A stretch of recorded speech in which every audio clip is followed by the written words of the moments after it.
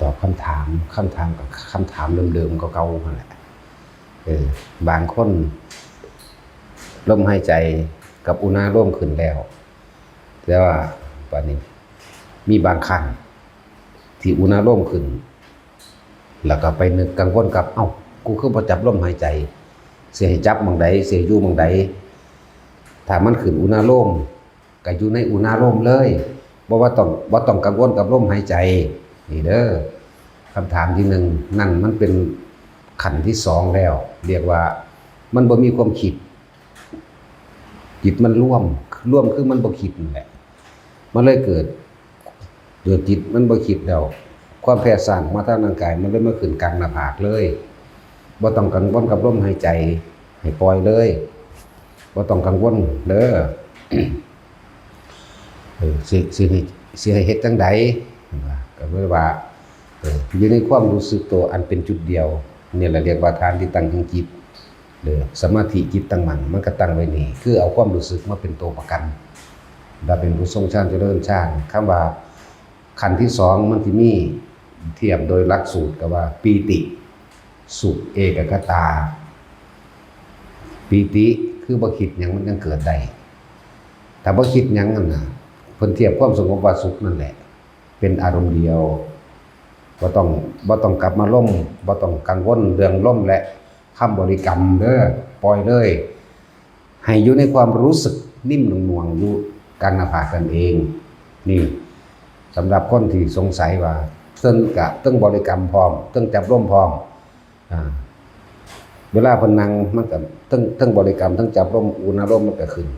แต่บางครั้งเพิ่นบ่ได้นั่งแต่ว่าย่างเพิ่นซื่อๆก็เป็นเพิ่นก็เลยสงสัยว่าคือบ่ได้จับร่มหรือให้กลับมาหาร่มใหม่บ่แม่นให้ขึ้นไปขั้นปิตินิ่มนวลอยู่กลางหน้าผากโลดบ่ต้องกังวลกับลมบ่ต้องกังวลกับคำบริกรรมนี่สำหรับคนปัญหาหนึ่ง ปัญหาสองก็เฉียดกันขึ้นไปอีกบางคนว่าปัญหาสองเด้อลมกะลูอุณาโลมกะลูให้เฮ็ดจังใดให้รู้สึกโตทั้งลมทั้งอุณาโลมพร้อมกันเลยนี่คนเนี่ยมันคือบ่เป็นหมายความว่ามันคือมีลมอยู่มันคือมีอันนี้อยู่ให้เฮ็ดจังไดต่อก็แค่ว่าให้รู้สึกลมเข้าออกกับอุณาโลมเลยบ่ต้องไปกังวลว่ามันบ่คือเพิ่นเข้าใจบ่ล่ะบางคนก็กังวลว่าเฮ็ดถูกบ่นอมันคือบ่คือเพิ่นคือว่านิ่มนวลอยู่แต่พอหน้าผากบ่มีลมบ่มีหยังนอเฮาคือจังมีทั้งลมทั้งมีนิ่มนวลนอก็ให้มีทั้งสองนั่นแหละอยู่กับลมหายใจกับความนิ่มนวลตรงกลางหน้าผากเลยสรุปให้ฟังอย่างหนึ่งคือว่ามันบ่ได้ตายโตแต่สิ่งที่ตายโตคือความรู้สึกในกายณจุดใดจุดหนึ่งแต่ว่าวิธีฝึกของเฮามาเริ่มต้นด้วยนิ่มนวลตรงกลางคิ้วกลางหน้าผากอันอื่นๆนั่นน่ะคือฝึกเป็นแล้วมันบ่ได้ตายตัวว่าสิอยู่จุดใดเข้าใจเด้อแต่ว่าลมกับอุณาโลมขึ้นพร้อมกันโดยบ่ได้คิดถึงหยังแต่ว่ามันเป็นมาเอาเองก็นั่นแหละให้รู้สึกตัวอยู่กับลมกับอุณาโลมเลยแบบนี้สำหรับคนที่มีบริกรรมก็บ่ต้องไปบริกรรม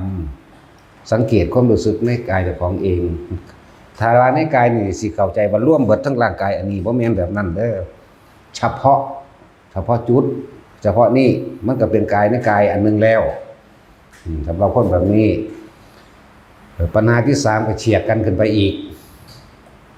บางคนก็บอกว่ามันขึ้นมาหัวมั่งมันลงมาทำกลางอกมั่งแต่ว่าขันกังวลกับลมแต่กังวลว่าจะเอาจุดใดกันแน่ก็เลยว่ามันบ่ได้ตายโตเด้อมันบ่ได้ตายโตให้ทำความรู้สึกอยู่ในระหว่างกลางอกเลยมันอยู่กลางหน้าผากก็รู้สึกว่าอยู่ในกลางหน้าผากอย่าเอาความคิดไปแทรกแซงว่ามันคือบ่นั่นนี่นั่นเรียกว่าสงสัยวิจิกิจฉาความลังเลสงสัยว่าเฮ็ดผิดหรือเฮ็ดถูก ถ้ามันอยู่กลางหน้าผากก็รู้ในกลางหน้าผากไปเลยนี่หมายถึงขั้น2แล้วล่ะ ถ้ามันขึ้นบนหัวหนุบหน้าเพื่อมือเศร้านี่ก็อยู่บนหัวเลยถ้ามันบึ้บลงมาระวังกลางสมองก็อยู่กลางสมองเลยบ่ต้องสงสัยกับมันความรู้สึกในกายในกายถ้ามันมาอยู่กลางอกก็ให้อยู่กลางอกเลยบ่ต้องกังวลลมบ่ต้องกังวลบริกรรมนี่คือปัญหาอันนี้3ปัญหานี่ก็เฉียดกันทั้งเบิดเพราะว่าเฮาอาจจะขาดกันได้ยินได้ฟังเพราะว่าเทศจากเกือบซุมื้อไปอังบ่แม่นซุมื้อดอกเกือบซุมื้อได้อันแก้ปัญหาแนวนี้แก้ปัญหาที่เป็นอยู่เดี๋ยวนี้แหละนั่นแหละส่วนอีกคนหนึ่งที่ว่าทรงชาญพร้อมกับการเจริญพรหมวิหารการเจริญพรหมวิหารนี่จะใส่ความนึกว่าจังไดนะใส่ความนึกว่าสัตว์ทั้งหลายทั้งปวงไม่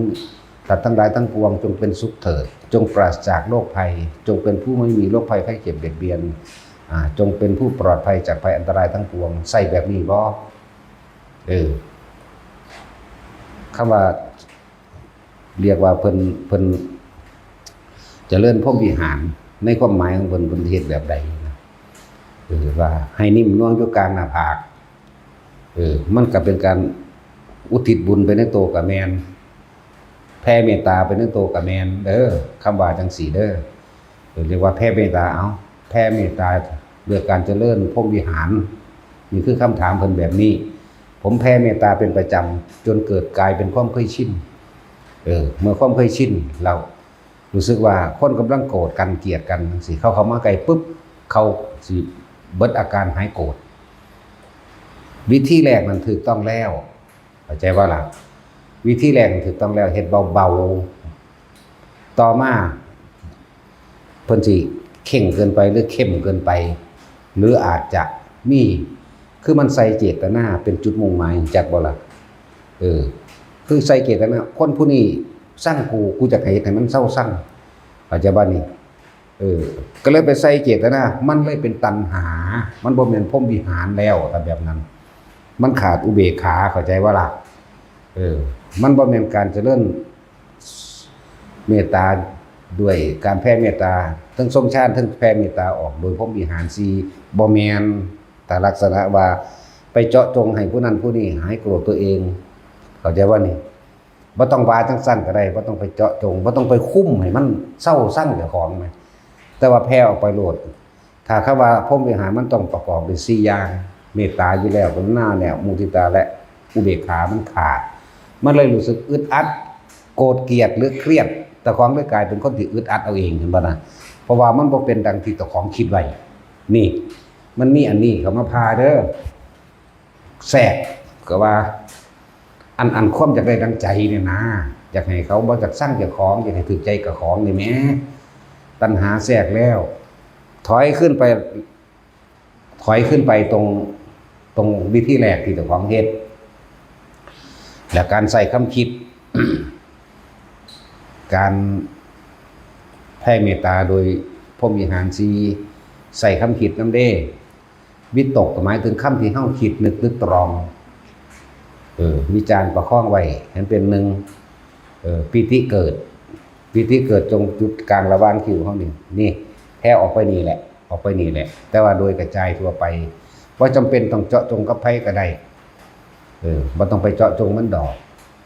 มันสิเศร้าเองหรอกนั่นแหละบ่เศร้าก็สร้างมันหน้าว่าแต่เจ้าของเป็นผู้ให้เห็นบ่เหมือนกันกับการให้ทานระหวังสิ่งตอบแทนเด้เหมือนกันกับว่าเจ้าของแผ่เมตตาเจริญพรหมวิหารอุทิศบุญให้เพื่อหยังเพื่อสิเขาบ่สั่งเจ้าของหรือมาทำดีกับเจ้าของอันนี้ก็ผิดทำโดยไม่เจาะจงโลดปล่อยเลยเหมือนกันกับท่านที่เน้นย้ำรูปเสมอนั่นแหละท่านจะไปหวังผลในท่านจะไปมีจิตผูกพันในผลแห่งท่านจะไปมุ่งการสังสมในความอยากได้นั่นเห็นบ่อยากได้หยังดังใจนี่แหละเห็นบ่อยากได้อยากเป็นอยากให้เขาเป็นแบบนี้หรืออยากให้เจ้าของเป็นแบบนี้ต่อไปว่านี่อันนึงกลับขึ้นไปวิธีแรกเราใส่คำนึกไม่ก็ได้สัตว์ทั้งหลายทั้งปวงไม่มีที่สุดไม่มีประมาณทุกหมดเราบรรดามีขอท่านทั้งหลายจงเป็นสุขเป็นสุขเถิดจงเป็นผู้ปราศจากโรคภัยไข้เจ็บหรือว่า จงเป็นผู้มีอาหารอยู่โดยปกติสุขและสมบูรณ์จงเป็นผู้มีที่อยู่อาศัยไม่เดือดร้อนเป็นผู้ไม่มีโรคเป็นผู้ไม่ถูกเบียดเบียนเนี่ยจงเป็นผู้มีปกติอยู่โดยสุขเถิดจังสิก็ได้นี่จังเดือดจังสิแมนลักษณะนี้คือเฮาหรือแผ่ออกไปหรืออุทิศออกไปในลักษณะว่าอาหารจะรักษาโรคเครื่องห่มที่อยู่อาศัยแต่บ่ล่ะแผ่ออกไปลักษณะนี้เข้ามาแผ่ก็ดี ตอนแรกก็จงเป็นสุขเถิดนี่ท่านขอให้ท่านจงเป็นผู้มีอาหารการกินโดยความอยู่ปกติสุขโดยสมบูรณ์มั่งมีเสื้อผ้าหรือเครื่องประดับประดาทั้งหลายตามชอบใจเถิดมีแต่ว่าไม่เป็นโรคบ่ว่าขอให้ท่านมียาเด้เขาว่าบ่เป็นโรคขอให้ท่านจงปราศจากโรคภัยไข้เจ็บเถิดเด้อาจจะบ่นี่และที่อยู่อาศัยจงเป็นผู้มีปกติอยู่เป็นสุขเถิดนั่นแหละให้ว่าไปจังซี่จึงเฮาก็เฮ็ดประจำแบบนี้อยู่แล้วถ้าสิเจาะจงก็จะไปหวังผลเด้เข้าใจบ่ล่ะเอาฟังดีๆเด้มันมี2แบบอยู่ถ้าเจาะจงคือจะหวังผลบ่ได้หมายความว่าจะให้ใครมารักให้ใครมาพอใจเด้ถ้าหมายความว่าให้เขามารักหรือให้เขาให้อภัยกับเรานี่ตัณหาคือความอยากของเจ้าของเองแทรกแล้วเข้าใจว่าล่ะบาดนี้ฟังดีๆเด้อเฉียดกันนึงได้อันนี้คือคนนี้มันคือเฮาอาจจะได้ยินได้ฟังมาคนรักคนเกลียดเราอุทิศเลยแม่นบ่ซั่นเดี๋ยวมันหายเองเพิ่นอาจจะบ่อธิบายตัวนี้เข้าใจบ่อธิบายว่าให้เขาเศร้าสั่งเจ้าของโดยเจ้าของเอาตัณหาไปใส่แม่นบ่ล่ะนั่นแล้ว3 เดือนถ้าเขาไม่กลับมารักมันพังไปเองของมันจังซี่นี่เฮาอาจจะเคยได้ยินได้ฟังแบบนี้นั่นแหละแต่ว่าเพิ่นอาจจะบ่อธิบายในขณะที่เดินทางนี่นะจักว่าล่ะในขณะที่เดินทางหมายถึงว่าในขณะก่อนที่จะถึงจุดหมายนี่มั้ยก็เลยว่าแผ่เมตตาให้เขาเลยหรืออุทิศบุญให้เขาเลยแต่ว่าจะไปหวังผลในการอุทิศบุญได้ไปหวังผลในการที่ว่าให้เขามีสุขเพื่อที่ให้เขาจะกลับมารักเราหยุดอย่ามีตัวนี้นี่แหละก่อนที่ถึงจุดหมายบางที่นี่เฮาบ่เข้าใจความละเอียดของมันความละเอียดของการแผ่เมตตาความละเอียดของการอุทิศบุญเข้าใจว่าล่ะคือการแผ่เมตตาให้เจ้ากรรมนายเวรว่าวันนั้นมันเกลียดเรามา5 ปี10 ปีแล้วนี่เฮาอุทิศบุญให้มันมั่งแผ่เมตตาให้มันมั่งแต่มีความหวังว่าเขาจะกลับมารักเราอันนี้ผิดแต่ว่าล่ะเจาะจงลงไปแต่ว่าไม่หวังสิ่งใดตอบแทนนี่ฟังดีๆเด้อแล้วมันก็ขึ้นอยู่กับสติปัญญาผู้รับเหมือนกันเด้เขาสิเข้าใจบ่เข้าใจแม่นก็ดอกภายใน3 เดือนถ้าเขาไม่รับเขาจะพังไปเองแต่ว่าถ้าตัวเองยังมีหวังว่าเขาจะกลับมารักเข้าใจบ่นี่ไม่พังตัวเองพัง เพราะว่าอย่างตัวเองงุดหงิดบ่แม่นดอกบ่เป็นดอกเด้เลยเฮ็ดให้เป็นเครื่องกังวลของใจเอาไปมาดีบ่ดีเป็นปฏิฆาอาฆาตเขาต่อสำเร็จนี่ฟังดีๆเด้อกูแพ้ว่า3 เดือนซุมื้อนี่กูเทศทุกมื้อได้ตลอด90 วันก็บ่เห็นว่ามันสิเป็นไปก็บ่เป็นแล้วเจ้าของหวังว่าให้เขากลับมารักหรือให้เขาให้อภัยตนเองนั่นแหละเหมือนกันกับพวกให้ทานและหวังผลทานหวังผลมีจิตพันในผลแห่งทานมุ่งการสังสมด้วยการขอนั่นขอนี่เป็นนั่นเป็นนี่ได้แบบนั้นแบบนี้นั่นแหละบ่มีผลเวลาใดเฮาลืมของเฮานั่นแหละเฮาบ่ต้องการเฮาบ่ปรารถนานั่นแหละมันจังสิมีผลเด้อแนวมื้อนี้ เรื่องจังซี่นะตอบปัญหาให้หลายๆอย่างเหมือนกับการที่บอกเฮาที่หลวงพ่อพาให้ทานแต่ละคนบอกแนวทางในการให้ทานทานบ่มุ่งการสังสมบ่มีจิตผูกพันในผลแห่งทานคือบ่อยากได้ผลของทานเข้าใจว่าทานโดยบ่ต้องขอทานโดยให้มันเป็นอิสระไปเลยปราศจากความเป็นเจ้าของนั่นแหละที่พาเฮ็ดนี่เดียวนี้บ่ต้องว่าหยังเลยก็ได้มันเป็นอุเบกขาเอง มันเป็นอุเบกขาของมันเองบ่ว่าหยังบ่แม่นเครื่องประดับจิตมันยังมีความหวังอยู่จักบ่นั่นน่ะเอาแปรพิษจักบ่ล่ะเฮาเป็นผู้เห็นแท้ๆมันเป็นหยังเฮาสิบ่ว่าเป็นน้ำเฮาเห็นน่ะแล้วบ่แม่นเครื่องประดับจิตบ่ต้องว่าสมณะหุงหาบ่ได้ท่านไปตามประเพณีหรือให้ท่านโดยผู้ควรให้ซื่อๆยังบ่แม่นแบบนั้นให้ไปโลดผลท่านเกิดขึ้นจากเฮาเองนั่นแหละ บุญอันเกิดจากการให้ทานเกิดจากผู้รับบ่แม่นเกิดจากผู้ให้ไม่ใช่ผู้รับขึ้นอยู่กับเฮาผู้ให้ไปได้สิเฮาสิได้บุญหรือบ่ได้บุญแม่นบ่แต่ว่าถ้าสิแยกแยะออกมามันมีอานิสงส์ต่างกันซื่อๆแต่ถ้าว่าคำว่าบุญคือความสงบภายในตนเหตุตนเองเกิดจากผู้ให้ไม่ใช่ผู้รับให้แล้วๆไปเลยให้หมาก็แล้วไปเลยให้คนทุศีลก็แล้วไปเลยให้คนมีศีลแล้วไปเลยให้คนมีฌานก็แล้วไปเลยให้โสดาสกิทาอรหันต์ก็แล้วไปเลยเหมือนกันแต่อานิสงส์ต่างอยู่เพราะว่าในการให้เขาก็ต้องพบหน้าเขาเหมือนบ่ล่ะก็ให้หมานี่เขาสิให้ไปจังไดแต่บ่เห็นโตมันเนาะก็ให้มันก็แล้วไปให้คนบ่ฮู้ดอกพฤติกรรมของเขามีศีลบ่มีศีลคนทุศีลให้ไปก็แล้วไปตัวของพี่ได้สงบเย็นเองบุญเองเฮาสิฮู้ติว่าคนพวกนั้นมีฌานหรือบ่มีฌานบัดนี้เนาะเฮาไปก็แล้วไปเลยแต่ก่อนสิให้มันสิมีความต่างอยู่บัดนี้ให้พระโสดาสกิทาอรหันต์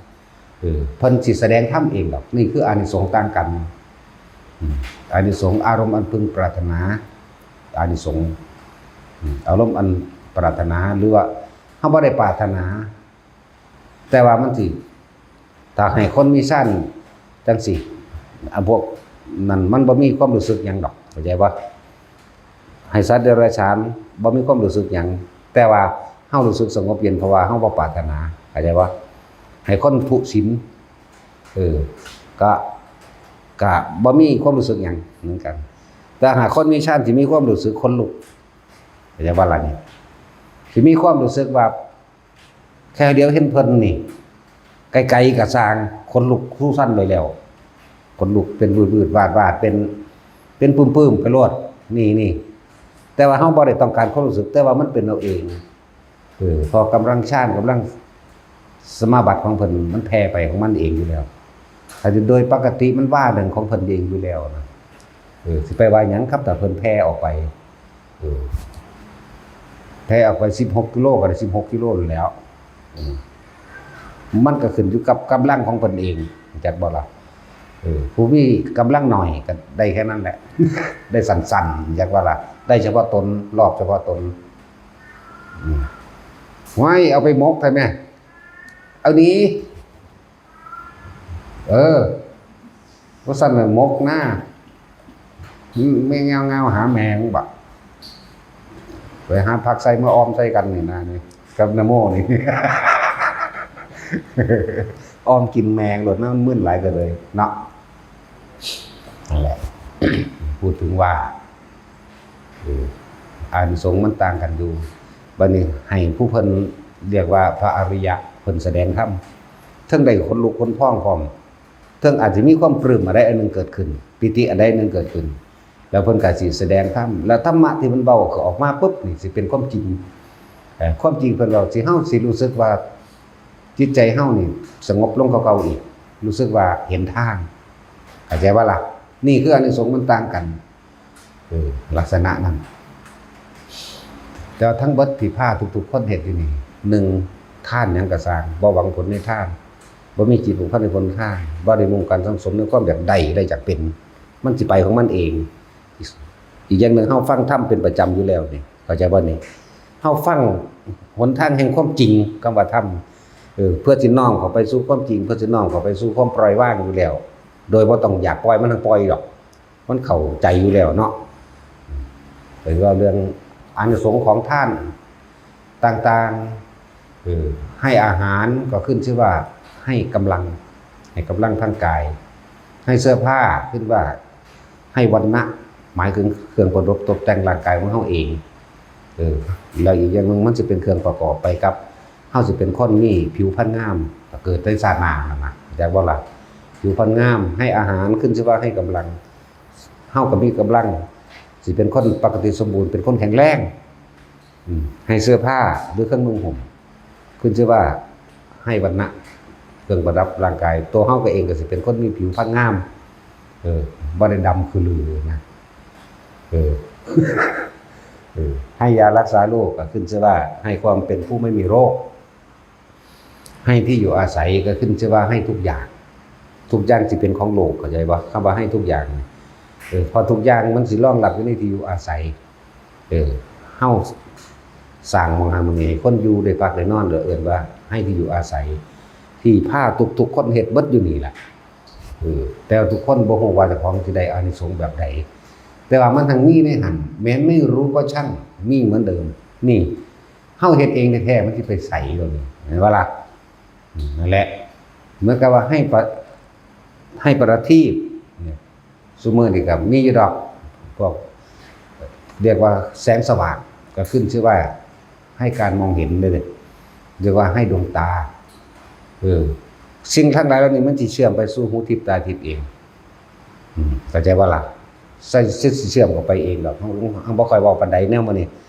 บ่จักให้ไปงมง่ายนำกับการสิได้หูทิพย์ตาทิพย์เห็นบ่ล่ะบ่ค่อยเว้ากูสักนี่ซากสุดท้ายโลด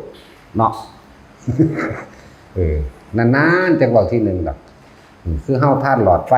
สมัยตะกี้เขาก็ท่านพวกตะเกียงพวกขี้ใต้ประทีปน่ะเพิ่นเอิ้นเครื่องทำแสงสว่างถูกเทียนมื้อนี้นะ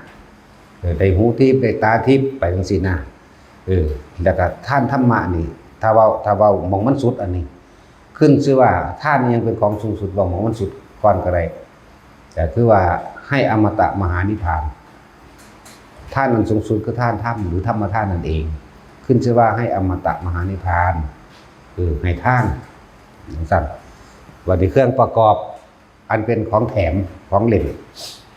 คือเฮาท่านหลอดไฟท่านเทียนเครื่องจุดที่ทำให้เกิดแสงสว่างนั่นแหละนี่เป็นผลแห่งการให้ความแสงสว่างเรานี่ถึงเป็นภูมิตาทิพย์การบอกสิ่งที่ดีทำให้เกิดหูทิพย์บอกสิ่งที่ดีที่เป็นสัมมาทิฏฐิพูดตามความเป็นจริงแล้วเขาเข้าใจความจริงเป็นอานิสงส์แห่งการจะได้หูทิพย์ตาทิพย์หูทิพย์ให้ของหอมเป็นหูดังทิพย์จากบ่หูดังทิพย์ได้กลิ่นทิพย์หลายคนงงเด้เนาะย่างนั่งภาวนานี่กินหอมดอกมณฑาเนาะจังซั่นแล้วแต่อยู่เคยได้กินจังเทื่อบ่บ่แม่นได้แต่กินหมาเน่าบ่หอมซึ่งสุว่าตึกนั้นมันบ่มีดอกไม้จังซั่นแต่อีหยังนึงเฮาอยู่ในห้องแคบๆแต่ว่าได้กินมาจากไสจังซี่นะเลยเอิ้นว่าจมูกทิพย์ดังทิพย์ปากทิพย์ลิ้นทิพย์คนมีสัจจะดอกจังปากเป็นจริงได้แต่ว่าล่ะนี่สิเว้าส่วนผลพลอยได้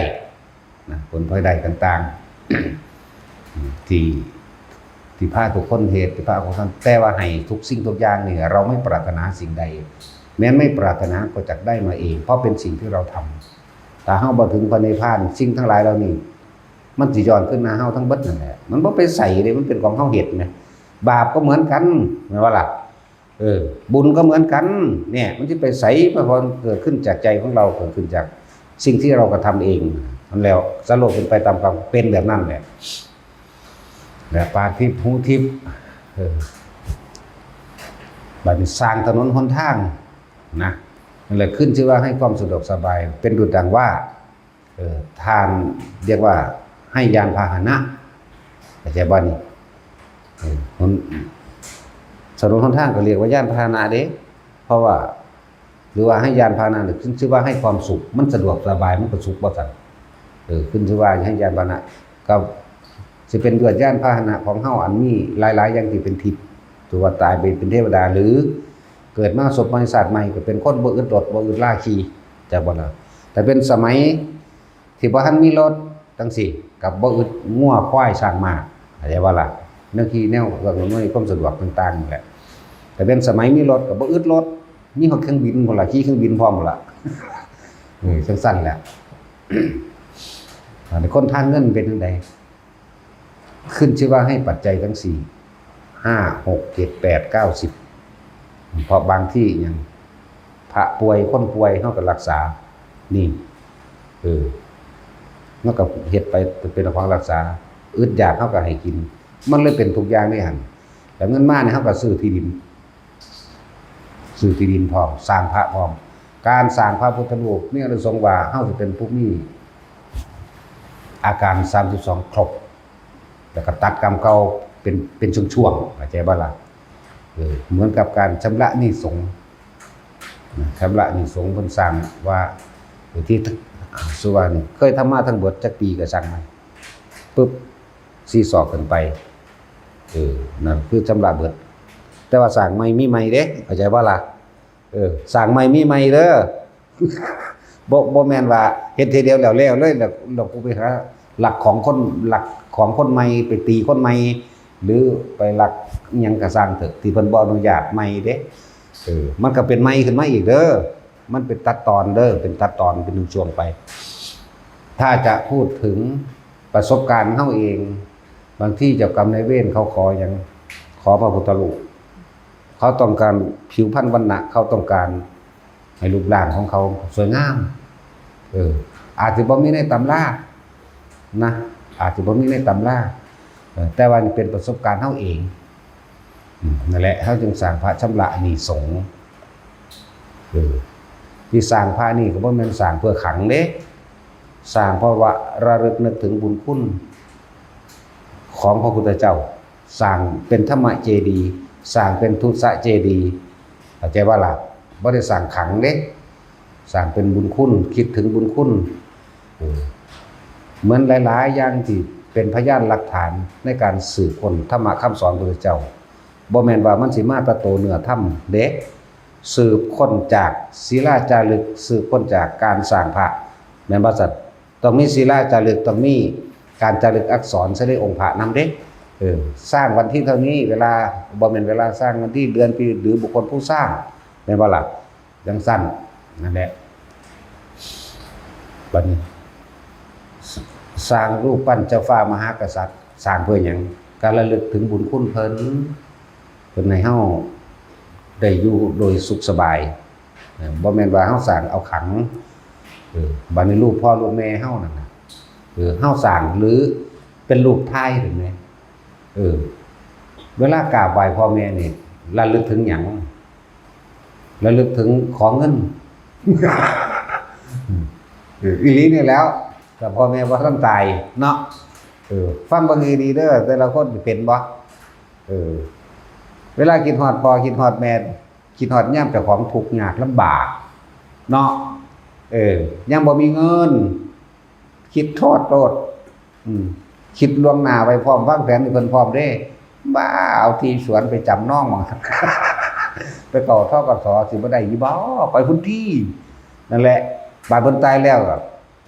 คำว่ารูปถ่ายมันก็บ่ต่างกันดอกกับพระพุทธรูปนั่นบ่ล่ะรูปถ่ายพระสงฆ์เฮาก็บ่ได้สร้างลักษณะว่าเฮาเอามาขังหรือมีอิทธิฤทธิ์อิทธิเดชศักดิ์สิทธิ์เด้สร้างเพื่อระลึกถึงบุญคุณอันประเสริฐหาที่สุดประมาณบ่ได้สร้างพระพุทธรูปนี่บ่ได้แม่นสร้างเพื่อเอาขังหยังดอกระลึกถึงบุญคุณของเพิ่นบุคคลผู้นี้รูปร่างหน้าตาเช่นนี้มันเฮาบ่เคยเห็นก็สร้างเป็นสัญลักษณ์มันบ่ได้เป็นสัญลักษณ์ว่านี่พระสัพพัญญูนี่ผู้รู้ตัวอย่างนี่ผู้เพิ่นสี่แนวทางให้เฮานี่ผู้เฮาเคารพกราบไหว้โดยบ่ได้บังคับเฮาเคารพกราบไหว้โดยศรัทธาของเฮาเองโดยบ่มีมานะโดยบ่มีทิฏฐิยอมให้ทุกสิ่งทุกอย่างเลยถ้าบ่มีพระองค์เฮานี่จักว่าสิไปเป็นหมูเป็นหมาตกนรกไปเป็นผีเป็นเปรตทั้งใดเนาะมันระลึกถึงเด้นี่แบบนี้พระสงฆ์ก็เหมือนกันสิเรียกอย่างว่าสร้างแท่นองค์ธรรมก็ว่าเพราะว่าธรรมบ่มีภาษาเข้าใจว่าล่ะเอาเถอะหน้ามาพายจากเถียงว่าเถียงโดนมีภาษาดอกแต่จะพูดถึงแล้วเนาะแต่ความรู้สึกแต่เอาความรู้สึกนี่แหละออกมาคุยเป็นภาษาอย่างนั้นแหละบัดนี้สร้างรูปเจ้าฟ้ามหากษัตริย์ก็สร้างเพิ่นเป็นผู้สร้างคุณงามความดีเฮาได้ไปรับผลประโยชน์ที่เพิ่นสร้างเสียเลือดเสียเนื้อเอาไว้จังซี่นั่นแหละสร้างรูปพระนเรศวรมหาราชก็กราบไหว้นี่บ่ได้กราบไหว้ไปขอไหว้ให้เพิ่นนั่นนี่เลยระลึกถึงบุญคุณสร้างสมเด็จพระเจ้าตากสร้างพระยาพิชัยดาบหักสร้างพระแม่ย่าโมจังซี่ ก็บ่แม่นว่าสิไปให้ศักดิ์สิทธิ์ระลึกถึงบุญคุณเพิ่นเคยปกป้องประเทศชาติบ้านเมืองนั่นบัดน่ะแต่นตัวปั้นรูปพระเจ้าแผ่นดินไว้จังซี่แม่นหยังซั่นแล้วก็แหละสร้างเพราะว่าหมายถึงบุญคุณนึกถึงพระกรุณาธิคุณจังซั่นแล้วคือเฮานึกถึงพ่อแม่เฮานี่แหล้วบุญคุณอันหาประมาณบ่ได้ทั้งนั้นแหละแม่นบ่ล่ะก็เป็นเครื่องเทียบว่าบุคคลอันดับที่5คือบุคคลที่หาได้ยากคือคนกตัญญูดิกตัญญูคือระลึกถึงบุญคุณของมารดาบิดากตัญญูต่อครูบาอาจารย์อันเป็นอรหันตสาวกหรือบ่หันก็แล้วแต่เข้าใจว่าล่ะระลึกถึงบุญคุณของพระพุทธเจ้านั่นทั้งสั้นแหละที่ว่าสร้างนะและการตามประสบการณ์อีกอันนึงก็คือเป็นอย่างเฮาคือศักดิ์สร้างภายในแท้เจ้ากรรมนายเวรเขาอยากได้ก็แม่นเพื่อชำระหนี้สงฆ์ก็แม่นชำระหนี้พุทธศาสนาก็ว่าแต่เป็นสัญลักษณ์ของพุทธศาสนาแม่นบ่ซั่นแต่ว่าวัดใดบ่มีรูปพระพุทธเจ้าว่าบ่สร้างเรื่องหนังสือมีคือเก่าแหละเนาะหาจุดถิ่มเบิดซะที่ ในหนังสือก็มีบางหม่องว่าเพิ่นก็วาดเอาก็เป็นหยังสัตว์วาดเจ้าของบ่เนาะนั่นแล้วสร้างกันโดยความหมายบัดนี้สร้างเจดีย์นั่นน่ะสร้างเป็นรูปพระพุทธเจ้าเป็นรูปคนบ่ได้หรอกแม่นบ่เสว่าใต้เจดีย์เป็นสี่เหลี่ยมเป็นห้าเหลี่ยมหรือเป็นทรงโอความบ่หรือเป็นทรงบาทบ่แหลมๆบ่ว่าสร้างเป็นรูปพระพุทธเจ้าบ่ได้บ่เจดีย์นี่แม่แม่นว่าซั่นเฮาก็บรรจุพระบรมสารีริกธาตุคือกันตัว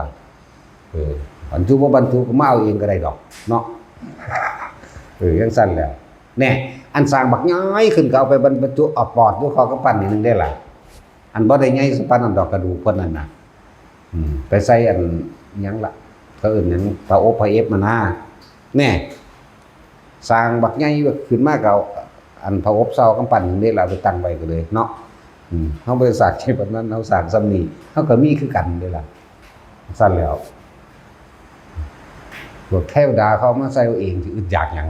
แม่นบ่ล่ะมองใดมีการฝึกหัดปฏิบัติธรรมพระกรรมฐานพระบรมสารีริกธาตุสิมาเองบ่ได้ขอกับไผเพิ่งมาเอาเองดอกมันมีในหั่นแหละในผู้ดังนี่แหละบ่ได้เว้าเล่นเด้เว้าจริงๆนี่เด้นี่อยู่ในนี่เนาะก็แม่นตัวนั่นแหละ ที่ว่าสร้างอานิสงส์ในการต่างๆมันมีในหั่นแหละแต่ว่าเฮาบ่หวังสิ่งตอบแทนเลยแล้วก็บ่ค่อยเว้าเรื่องอานิสงส์ที่จริงก็มีมากมายแต่บ่ค่อยเว้าว่าเฮาตัด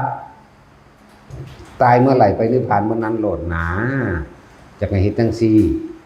แต่ว่าเว้นคิดเอาเด้ให้เฮ็ดเอาเด้เฮ็ดจากฮู้ดังนี่แหละก่อนบ่ว่าสิเป็นการเทพื้นหรือปูกระเบื้องหรือมุงหลังคาหยังเสริมสร้างถ้ามุงหลังคาหรือว่าทำศาลานี่ว่าวิหารทานอยู่แล้วเป็นสร้างวิหารเป็นสร้างที่อยู่อาศัยอยู่แล้วแต่พวกได้บริจาคเงินมาแม่นบาท1สลึง1กระช่างร่วมเข้าไปในแผ่นดินนั่นแหละให้ที่อยู่อาศัยขึ้นชื่อว่าได้ทุกอย่างหรือให้ทุกอย่างเพราะทุกสิ่งทุกอย่างจะรองรับโดยแผ่นดินแต่บ่มีขี้ดินเฮาสิสร้างได้บ่ศาลาอันนี้ไปขี้ดินตัวรองรับแต่เมื่อขี้ดินเฮาสิเฮ็ดได้บ่พระพุทธรูปหรือเจดีย์ต่างๆต้นไม้ต่างๆแม้ว่าล่ะท่านตัวก็เลยว่าอันโตเงินตัวนี้เรียกว่าเป็นสุสานกันแทนปัจจัยเหตุทำให้เกิดขึ้นปัจจัยจากว่าอันนี้มาเอาไปซื้อดินก็ได้เห็นบ่เรียกว่าปัจจัยเหตุทำให้เกิดขึ้นมันมีอันนี้เป็นเหตุแล้วมันจังได้อันนั้นเนาะแล้วจังซั่นแล้วซื้อต้นไม้ก็ได้ซื้อน้ำมันก็ได้ซื้อรถก็ได้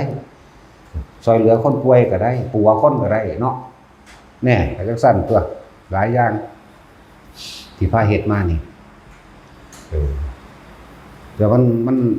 มันบ่จักเว้าเรื่องอานิสงส์เพราะว่าคนสิไปหาเอาแต่อานิสงส์ อารมณ์อันพึงปรารถนาหรืออารมณ์อันทำให้เกิดความสมปรารถนา คำว่าอานิสงส์นี่แต่ว่าจังซั่นเด้อบัดนี้ทุกคนก็อารมณ์อันปรารถนาคือความสุขสมหวังความมั่นคงความเจริญในโภคทรัพย์แม่นบ่ นั่นแหละอารมณ์อันพึงปรารถนาผู้ใดก็ปรารถนาจังสี่เบิดตัวบ่มีดอกกูปรารถนาว่าสิมีคนเอาไฟมายัดที่ปากกูนี่บ่มีเนาะกูปรารถนาว่านี่คนมาตีหัวกูแตกเด้นี่บ่มีดอกบ่ฮั่นถ้าปรารถนาแล่นเอาหัวส้นต้นไม้ก็ได้หัวส้นเหลี่ยมเสาก็ได้เนาะนั่นแล้วแต่ความปรารถนาทั้งหลายกับตัวเองเฮ็ดเองได้จังไดเนาะโอ้ยปรารถนาว่ามีคนมาสุกกูใส่ไฟกันนะบ้ากูให้ไปสุกแต่กูกระโดดลงแมงเอาเองหลดหน้าก็ได้ตัวเนาะลองเบิ่งเด้อล่ะว่าบ่แม่นเนาะตัดสินแต่จังซั่นแหละความปรารถนาทั้งหลายนี่เรียกว่าอธิษฐานบารมีตั้งใจมุ่งมั่นสู่จุดหมายผู้ใดก็มีจักจุดหมายเดียวมันก็ความสุขนั่นแหละแต่ว่าทางพระพุทธเจ้าเฮาก็คือทำตามความปรารถนาที่ต้องการก็คือสร้างบารมีมั่งไป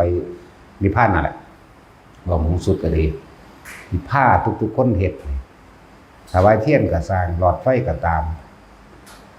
กล้องวงจรปิดก็ตามหูทิพตาทิพเบิดล่ะพวกนี้จักว่าล่ะอันนี้สงฆ์มันจะไปทางหูทิพตาทิพเบิดล่ะพุ่นอยู่กรุงเทพฯพุ่นก็เบิ่งได้นะเนาะมึงอีนี่เข้าห้องน้ำแล้วจังซี่แล้วรถผู้นั้นผ่านรถผู้นี้ผ่านก็เห็นได้ไหมเสียงมันก็มีพร้อมไหมเรื่องว่าหูทิพตาทิพบ่ได้แต่ดังทิพแต่ได้ดังทิพก็ดอกไม้ของหอมเห็นบ่ล่ะมันก็มีได้ล่ะยาวดอกเหม็นๆไปเด้มันสิได้ดังทิพเหม็นตะกี้มันมีอยู่เด้ดอกอีหยังเหม็นคือขี้นี่ก็มีเด้แล้วก็เป็นควันพร้อมเด้แต่เฮาไปเอามือไปเคียงสิเป็นควันขึ้นเด้โอ้ดอกอันนี้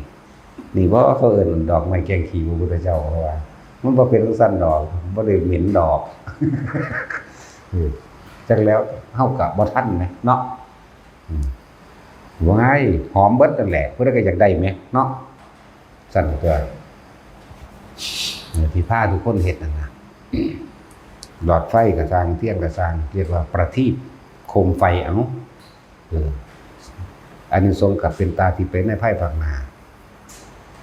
หูทิพย์คือการสิ่งเว้าแต่สิ่งที่มันดีเข้าใจบ่เนี่ยเว้าแต่สิ่งที่มันเป็นประโยชน์โดยทั้งธรรมโดยสัมมาทิฏฐิแนะนำธรรมก็เป็นหูทิพย์ได้จากบ่ล่ะบอกทางคนไปทางนั้นเด้อไปทางนี้เด้อนี่ก็แม่นเข้าใจบ่ล่ะบ่ได้ตัวเขาเว้าตามความจริงนี่อาสงหูทิพย์และตาที่เป็นจังไดมันมาแบบนี้อานิสงส์ที่คนมีกำลังมากก็คือให้อาหารอานิสงส์ของคนที่มีผิวพรรณงามแต่มีตลอดทั้งเครื่องประดับประดาก็คือการให้เสื้อผ้าอะไรว่านี่หรือเครื่องนุ่งห่มอานิสงส์ของคนบ่ค่อยมีโรคก็ให้เกี่ยวกับยารักษาโรคอานิสงส์ของคนที่บ่อึดที่อยู่อาศัยหรือเป็นเศรษฐีแผ่นดินก็ว่าไปจะให้ที่อยู่อาศัยนั่นเองอานิสงส์ของคนที่หูตากว้างไกลมีหูทิพตาทิพเกี่ยวกับประทีปโคมไฟอานิสงส์ของความสะดวกสบายก็คือให้ยานพาหนะต่างๆหรือสร้างถนนหนทางด้วยความอำนวยสะดวกสบายสั่น แล้วสร้างพระจังซี่ก็เรียกว่าเฮาสิมีอาการ32ร่างกายสมบูรณ์บริบูรณ์เป็นคนที่มีสวดทรงสวยงามเป็นที่เคารพและนิยมเข้าใจบ่ล่ะอย่างสั้นแหละบ่ได้เกี่ยวกับองค์น้อยองค์ใหญ่แต่อานิสงส์ก็ต่างอย่างสั้นอย่างหนึ่งเฮาเว้าจากประสบการณ์ว่าบางที่เขามาขอหลายๆถ้าสิสร้างหลายก็บ่มีหม้องไว้เนาะโดยวัตถุของเฮาก็เอาใหญ่ๆซะแล้วเอาใหญ่ๆซะแล้วทุกคนที่ร่วมมาเนี่ยเป็นหนึ่งเดียวเหมือนกับว่าได้ผู้ละองค์ซ้อกันเด้บ่แม่นมีองค์เดียวเท่านี้เด้ได้ผู้ละองค์เลยในใจของผู้นั้นใช่ว่านี่แล้วเวลาอุทิศบุญมันก็คำว่าเจ้ากรรมนายเวรก็มีอยู่แล้วแม่นบ่มันก็ไปของมันเองดอกอันนี้พูดถึงว่าเรื่องส่วนโตมันบ่ต่ำกว่า100 ล้านพันล้านดอกที่เฮ็ดมานั่นน่ะในสมัยสร้างชาติสร้างบ้านสร้างเมืองสร้างประเทศต่างๆคือมันร่วมกันหลายศาสตร์มันบ่ต่ำกว่าพันล้านคนดอกพอเขาตะหลุดออกมาพ่อให้พ้นกันได้เขาก็มาท่วงจังซี่นะนั่นแหละก็ให้ไปตลอดยอมรับว่ามันผิดก็ให้ก็เฮ็ดให้ บ่ว่าองค์น้อยบ่ว่าองค์ใหญ่แล้วก็ผ้าทุกท่งคนเฮ็ดพร้อยได้อานิสงส์ไปนำกันเดี๋ยวว่าที่ผ้าเฮ็ดนั่นน่ะหลายอย่างอยู่ที่ผ้าเฮ็ดเด้อบ่สูญเปล่าดอกเพราะพวกเจ้าเฮ็ดเองพวกเจ้าว่าอยากได้นั่นอยากได้นี่บ่หาแต่ว่ามันทางใดคือเก่ามันนั่นแหละเพราะแต่ของเป็นผู้เฮ็ดมันสั่นแหละแต่สิพานำอุทิศบุญต่างๆไปเฮ็ดไปนั่นแหละ แล้วก็สร้างธรรมะก็สร้างแบบใดแต่เฮาได้มีความเข้าใจในธรรมแล้วเดี๋ยวบัดนี้ธรรมทานมีความเข้าใจในธรรมดีแล้วอยากให้ผู้อื่นรู้นำเฮาเลยมาพิมพ์เป็นหนังสือบ่แม่นเฮาอยู่ดีๆไปซื้อมาแล้วเอาไปแจกเลยโดยเจ้าของก็บ่เข้าใจนี่เลยเรียกว่าธรรมทานธรรมทานเนี่ยก็คือชื่อว่าให้อมตะมหานิพพานได้นั่นน่ะไปอ่านเบิ่งแน่ในบทธรรมจักรก็ดีที่พวกเฮาว่าอยู่นี่ไปอ่านเบิ่งดูในปฏิจจสมุปบาทไปอ่านเบิ่งดูในขนาดว่ามหาธารณปริตนี่มีคือกันนั่นเห็นบ่นี่ล้วนแล้วแต่น้อมเข้าไปสู่ความหลุดพ้นทั้งนั้นเลยนี่คือเฮาเข้าใจเฮาลึกซึ้งเฮาเห็นคุณเฮาเลยอยากให้ผู้อื่นนี่เรียกว่าให้ธรรมทานที่ออกจากใจตัวเองก็ได้ทำตัวเองก็เข้าใจความจริงของชีวิตจึงพาเฮ็ดเป็นแบบนี้แต่สิเฮ็ดเองเฮ็ดบ่เป็นบ่จักหลายคนได้อานิสงส์โดยบ่ฮู้อานิสงส์จักว่าล่ะอารมณ์มันพึงปรารถนานั่นแหละผู้ใดหันหน้าเข้ามาทางธรรมนั่นน่ะปัญหาหลายๆอย่างค่อยๆหลุดไปแม่นบ่ปัญหาหลายๆอย่างบ่ว่าสิเป็นปัญหาเรื่องการอยู่การกินเรื่องฐานะเรื่องครอบครัวเด้ผู้ใดหันหน้าเข้ามาทางธรรมมันมันยกขึ้นมันไปเรื่อยดอกหน้าเพราะว่าหยังนั่นแหละยังว่านั่นแหละตะกี้เฮาบ่มีบุญมีแต่บาปเนาะ เฮาจะเอาบุญไสไปเจ้ากรรมนายเวรเฮาจะเอาหยังไปเขาไถ่ถอนให้เจ้าหยังไม่ผู้ใดซอยเฮาการที่จะช่วยบุคคลผู้อื่นหรือการที่จะให้เจ้ากรรมนายเวรหรือว่าการที่จะใช้หนี้เราต้องมีเงินใช้หนี้ก่อนเหมือนกันกับเรื่องโลกทิพย์เขาต้องการบุญแสงแห่งบุญเกิดขึ้นจิตเฮาเองเรื่องโลกทิพย์นั่นน่ะก็อาศัยแสงแห่งบุญเขาก็มาขอบุญนำเฮาเอามันเคยมีนั่นนี่กันก็อุทิศไปเนี่ยเห็นบ่เนี่ยมารดาบิดาเห็นบ่จังซั่นแหละญาติสายโลหิตทั้งหลายหรือบ่แม่นหยังก็เลยทรัพย์สัตว์ทั้งหลายหรือเจ้ากรรมนายเวรก็ว่าไปนี่เฮามีบุญแล้วเนี่ยมีความสงบลมเย็นในตนเองแล้วบุญเกิดจากการให้ทานบุญเกิดจากการสาศีลบุญเกิดจากการภาวนานี่บุญเกิดจากการภาวนานี่เป็นดุจดังว่าทองคำของตัวแผ่ไปเลยอุทิศไปเลยเจ้ากรรมนายเวรเขาได้แล้วก็บ่มีคนมาขัดขวางในทางทำมาหากินที่แรกมันมีอยู่เต็ม 100% ต่อมาเริ่มมีบุญแล้วหรือเริ่มเก็บเงินใส่หนี้ได้แล้วเปรียบเทียบแบบนี้ค่อยๆทยอยใส่หนี้มันบ่ล่ะแน่แต่ของก็ค่อยเริ่มมีเก็บไปเรื่อยมันก็ค่อยฐานะของพวกก็เริ่มดีขึ้นการงานการเรื่องดีขึ้นหมู่พวกก็ดีขึ้นมันใจบ่ฮ้อนบ่ล้นจักว่าล่ะนั่นแหละบอกว่าคนหันหน้าเข้ามาทางธรรมนี่ความเป็นอยู่ฐานะครอบครัวหรือจิตใจตัวเองนี่ที่หนึ่งอยู่แล้วอันนี้ดีขึ้นเบิดอย่างสั้นแหละมันแต่คนเป็นทุกข์แล้วแล่นเข้ามาจังสี่แม่นบ่ล่ะแล้วก็คลายทุกข์ได้นะจังสี่ตัว มันก็เลยว่าดีขึ้นเรื่อยแต่เป็นเรื่องบุญหรือบาปมันเป็นเรื่องของนามธรรมแต่ว่ามันบ่ได้นามธรรมแล้วเวลาโมโหลองเบิ่งเด้อมันแสดงออกมาทางกายอยู่แล้ว เนาะเคยสูญบ่วื้อขึ้นปึ้งปังกำมือกำตีนเขาอยากตีอยากขาเขาเตะพุ่นเตะพี่เขาโลดนั่นแหละโมโหนั่นแหละบาปบุญก็ยิ้มปลื้มใจอิ่มใจเนี่ยก็ออกมาทั้งยิ้มออกมาทั้งอิ่มเอิบในใจเจ้าของเองในกายเจ้าของมันก็แสดงออกเหมือนกันนั่นแหละมันกันแล้วว่าพาทุกคนเฮ็ดไปนี่เฮาบ่ต้องไปบอกเรื่องอานิสงส์บอกมันมีอยู่แล้วโดยบ่ต้องเว้าจังว่าเฮาบ่ได้ขายบุญเด้อแล้วบ่ล่ะบ่ได้เท่านั้นเท่านี้บ่ได้เคยว่าเด้แล้วถ้าไผสิเฮ็ดบ่เฮ็ดก็สร้างเด้เนาะแต่ว่าบอกการให้ทานบอกอานิสงส์ของทานก็บอกจังซี่แหละเฮาสิทานหยังเรียกว่าอาหารยารักษาโรคเครื่องนุ่งห่มที่อยู่อาศัยตลอดทั้งยวดยานพาหนะเครื่องอำนวยความสะดวกทั้งหลายประทีปโคมไฟจังสิก็บอกไปดอกไม้ของหอมนี่ มีบ่เอาถวายในพระไตรปิฎกก็เอาเว้าออกมาจากพระไตรปิฎกบ่ตัวนี้ก็เลยคนบ่มีหยังคนทุกคนยากบางที่บ่ได้มีอีหยังสิไปทานก็เอาดอกไม้นั่นแหละเห็นบ่ล่ะมันสั่นแหละเขาเว้าเรื่องตั้งน้ำขึ้นหิ้งพระบ่ได้บุญจังซั่นดอกไม้ก็บ่ได้คือกันแต่ว่าบ่ได้มันบ่แม่นบุญมันเป็นความสงบเย็นที่เจ้าของเฮ็ดให้ดอกไม้ก็เป็นสื่อแทนการเคารพนับถือคือเฮาไปไหว้ผู้ใหญ่นี่ดอกมะลิบ่หรือดอกหยังก็ไปไหว้แม่นบ่ซั่นจังซั่นตัวว่าเอาแต่ยอดมันหลายเอาหันรากแก้วมันนำนั่นเว้ยเนาะต้นไม้มันต้องมีรากแก้วนำแต่ก็มีรากหยังรากฝอยรากแก้วรากนั่นรากนี่ขึ้นไปหาต้นหาลำต้นหาเปลือกหากระปี้ไล่ขึ้นไปหาใบซื้อว่ามันสิออกดอกออกผลมาแหละแล้วเฮาเดี๋ยวนี่เราเอิ้นว่าอนุภูพิกถาเฮ็ดให้เกิดความเข้าใจในเรื่องของทานเรื่องของศีลเรื่องของภาวนาโดยลำดับบ่ได้บอกว่ารัดเอาว่านั่นอันนี้บ่ได้บุญนะฮะเอาดอกไม้ก็นั่นแหละเป็นคนมีกลิ่นกายหอมดุดดังดอกบัวเขียวก็ยังว่าอยู่แม่นบ่บอกมีกลิ่นกายเหม็นก็มันเอาแนวเหม็นไปทานอ้าวมันเป็นความจริงเด้มีหญิงงามอยู่คนหนึ่ง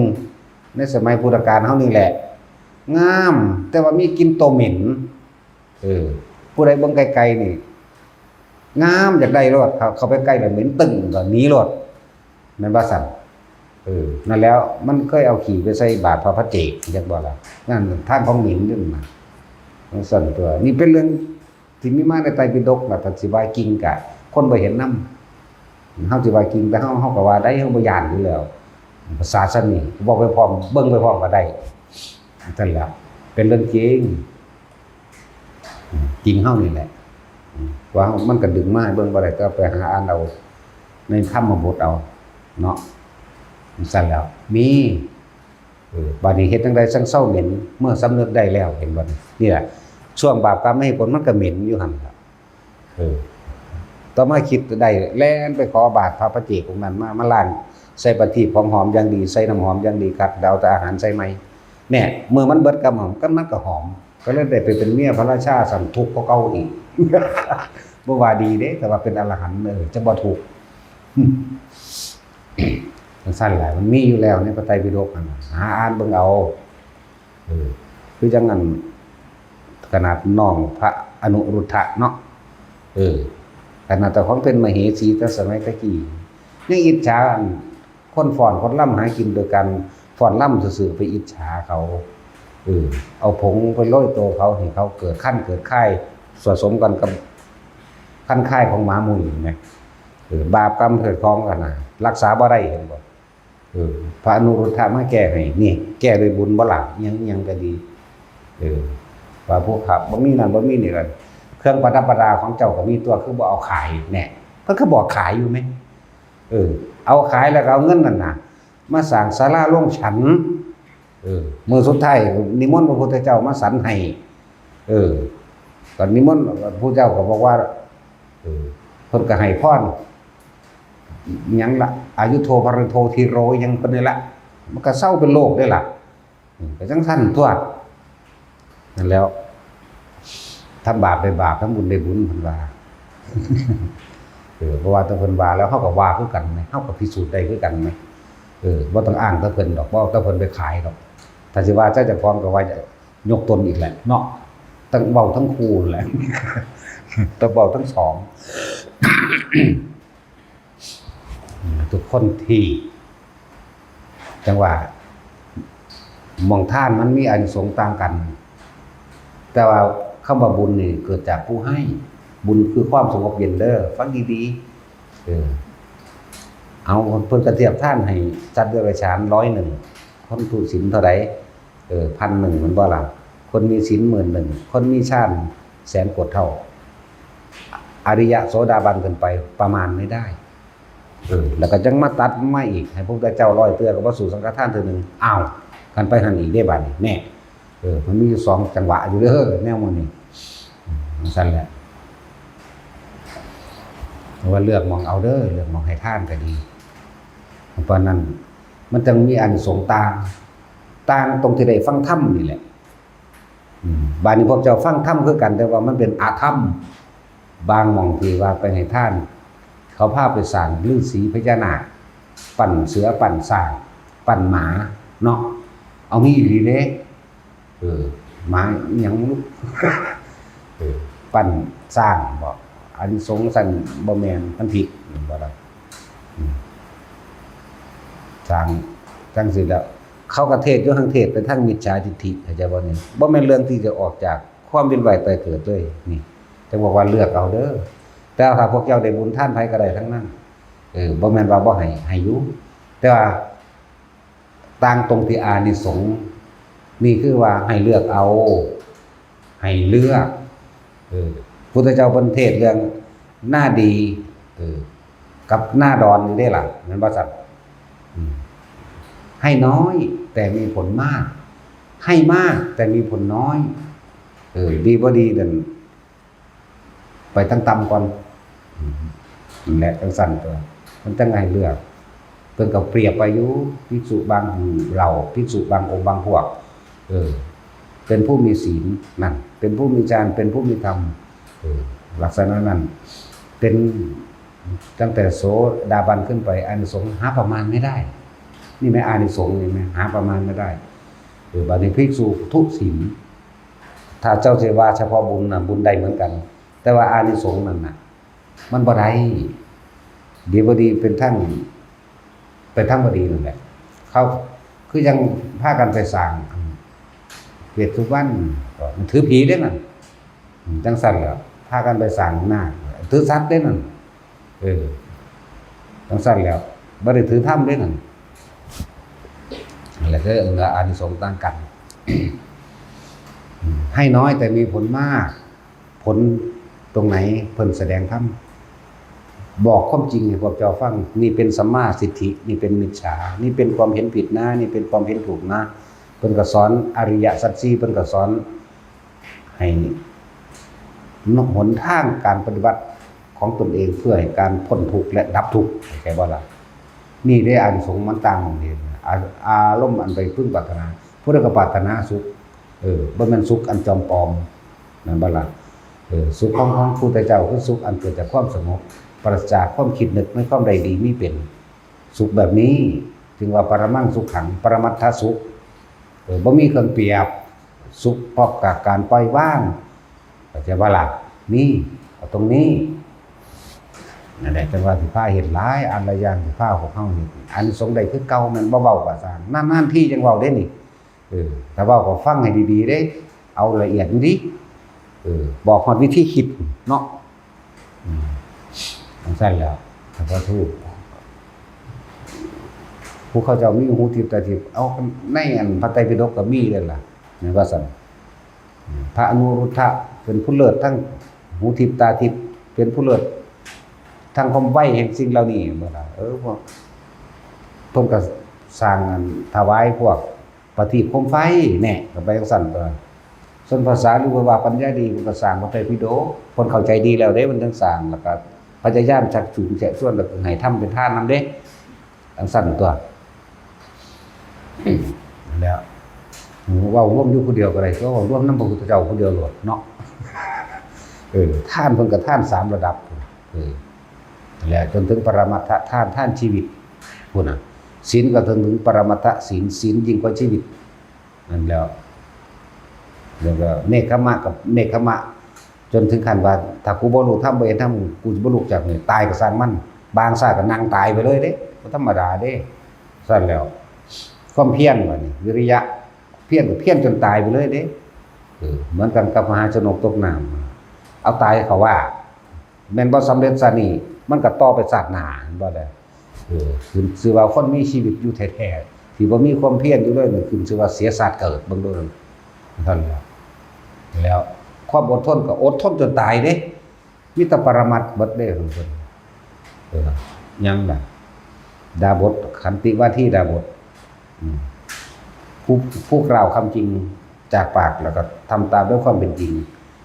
พระราชาแส่ตีลอยเทือ โกรธไหมบ่ศูนย์แห้งขึ้นเก่าๆอีกเอาแนวมา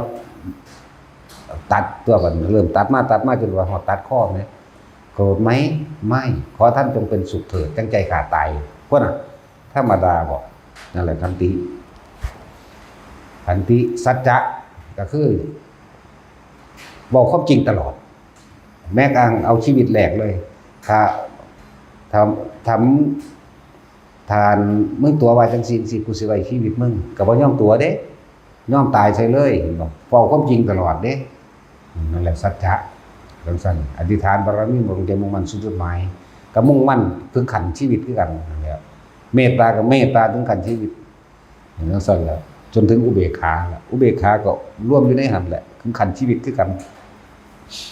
นั่นแหละเว้าผู้เดียวรถจังร่วมเบิดว่าแยกเลยชื่อซื้อเพิ่นบ่ได้หันละองค์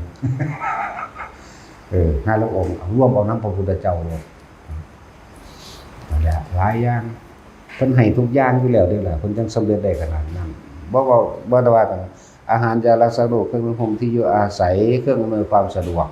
จังสี่ว่าสร้างถนนหนทางขุดน้ำบ่อศาลาปลูกต้นไม้ให้ทานกันยาจกบริโภคทั่วไปเสมอกันเบิด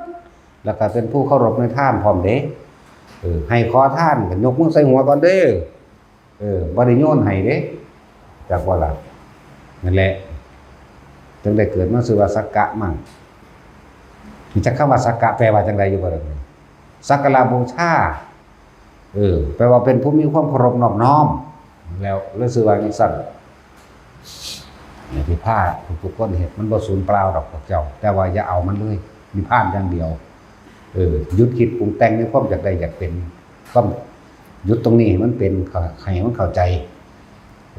นั่นแหละฝึกเอาในลมหายใจเฮานี่แหละมันบ่อยู่ไสดอกที่ผ้าทุกคนเฮ็ดอย่างนี้สื่อเฮาสร้างแผ่นดินสร้างเรียกว่าแผ่นดินวัดนี่เนาะนี่ขึ้นว่าให้ที่อยู่อาศัยขึ้นชื่อว่าได้ทุกอย่างก็รองรับสรรพสิ่งที่พวกเฮาสิมีต่อไปอยู่แล้วเนี่ยที่อยู่อาศัยก็ร่วมทั้งบ้านก็นี่ล่ะศาลาปลูกต้นหมอกต้นไม้มีเบิดแล้วขุดว่าน้ำบาดาลขึ้นมาให้คนได้อยู่ได้กินก็แม่นเบิดตัวนี้แม่นบ่ซั่นเจ็บไข้ได้ป่วยเฮาก็พาไปรักษาหายาให้แน่ก็แม่นเบิดบ่แม่นเฮาบ่ได้เฮ็ดเฉพาะกับคนได้สัตว์เฮาก็เฮ็ดเข้าใจว่าล่ะนกก็ได้กินหนูก็ได้กินแมงใหม่แมงหยังก็ได้กินทั้งเบิดเฮาบ่ใส่ยาฆ่าแมลงเลยธรรมชาติล้วนๆแมงตาแดงมันนั่นแมงสีส้มมันนั่นจักล่ะได้กินเบิดเลยบ่มีการใส่นี่ปลูกกินไปนำกันก็มดแดงก็ได้กินเนาะนอนก็ได้กินแมงวันก็ได้กินแต่ว่าไปอยู่กินไผกินมันแหน่พูนสูหม่องของสูบ่มาแย่งอยู่นี่จังซั่นล่ะหลายอย่างที่ถ้าเฮ็ดมาครบสูตรเบิดเลยอยู่ในนี้ครบเบิดบัดนี้ก็ของเสริมสร้างแท่นพระหรือว่าปูกระเบื้อง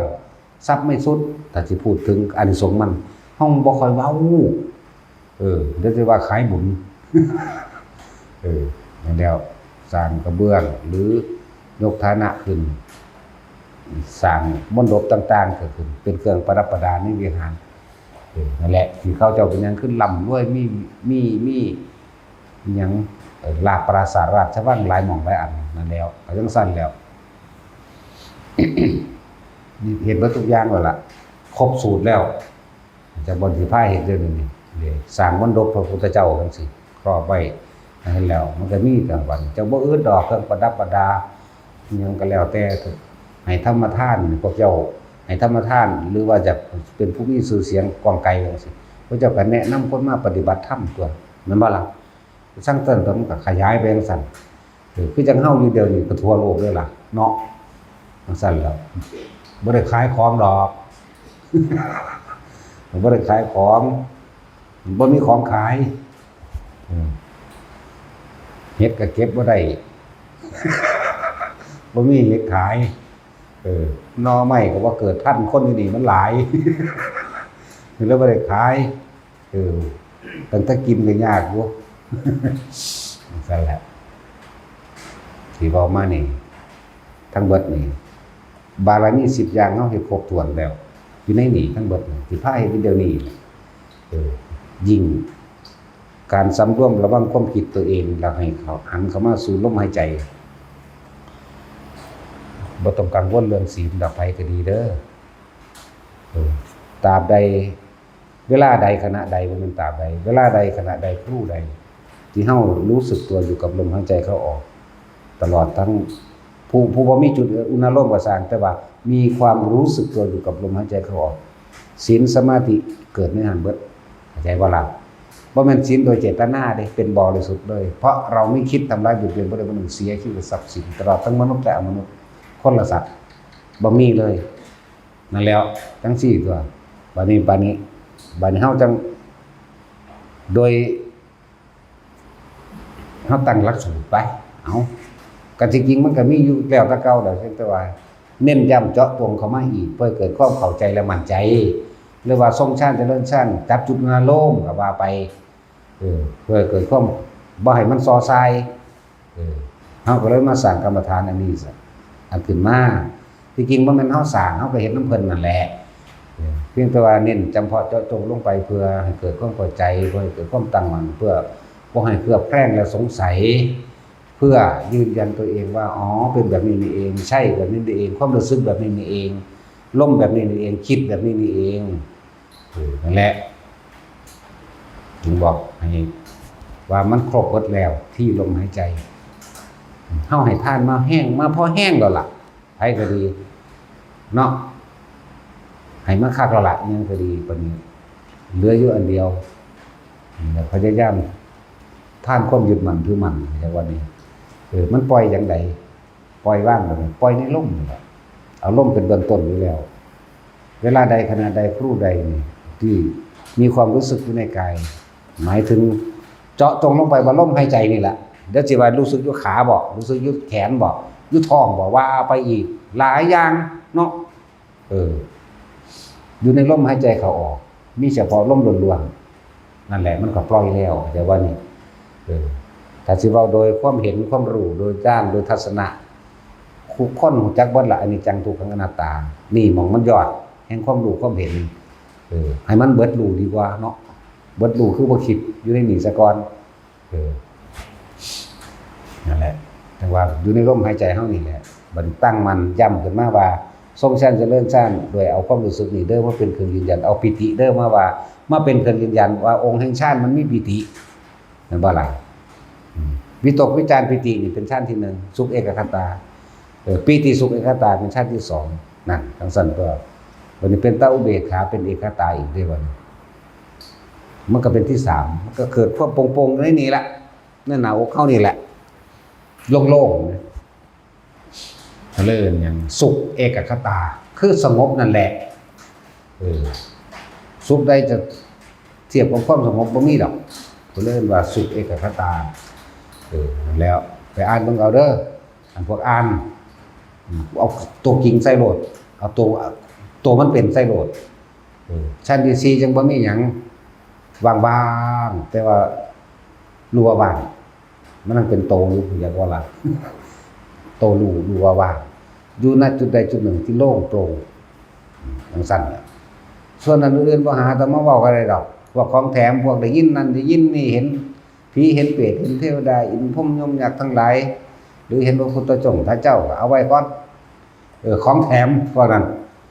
มันต้องบ่มีหยังถ้าไผต้องไปนิพพาน